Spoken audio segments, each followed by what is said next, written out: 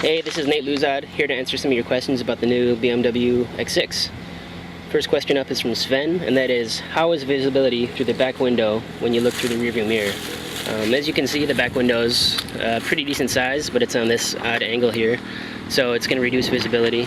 Let's go inside, and as you can see, looking back, it's pretty limited. Just your head turn, and then if you look in the rearview mirror, it's kind of tiny, but I really didn't think that was a huge problem driving it this weekend. You have pretty decent visibility all around, so changing lanes, things like that weren't a big deal.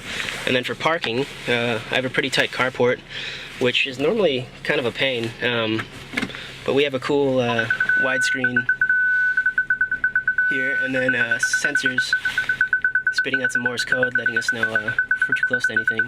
So that was fine.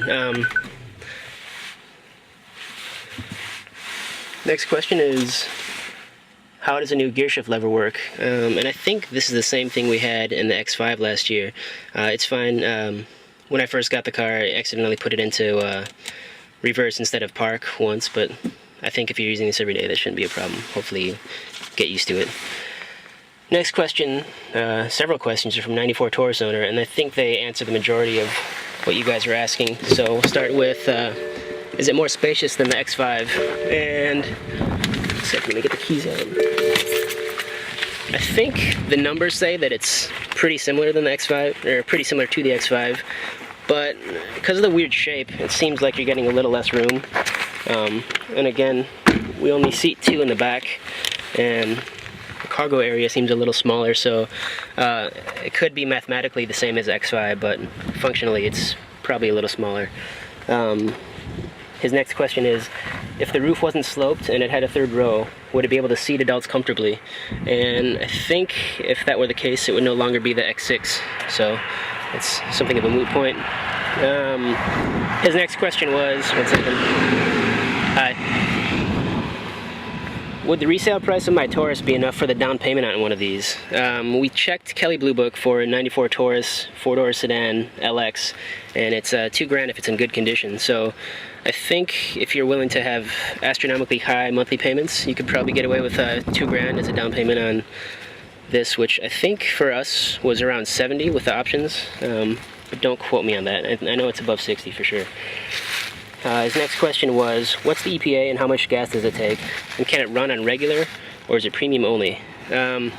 We got 15 city, 20 highway, and I drove it all weekend and only used 3/4 of a tank.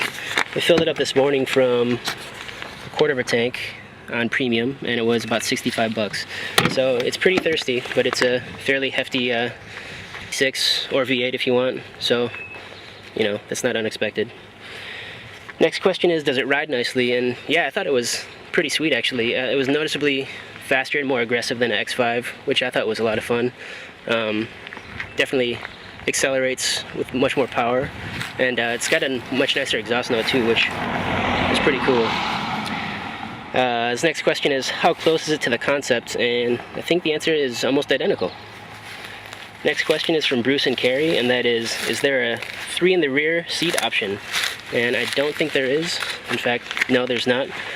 But if it's any consolation, you do have a very luxurious cup holder and very soft armrest, if that helps. Next question is from Red Shark, and it is, does the ride height make a difference, or does it make it difficult for a driver, passenger, ingress and egress? Us older car buyers want to know, I think. I think it's kind of low for an SUV, or a sports activity coupe, as BMW would like to call it. I think, what is that, 1.5 feet? And I didn't notice any difficulty getting in or out. You know, it was fine. If you've used other SUVs, this would be right on par with that. No different. And that is it.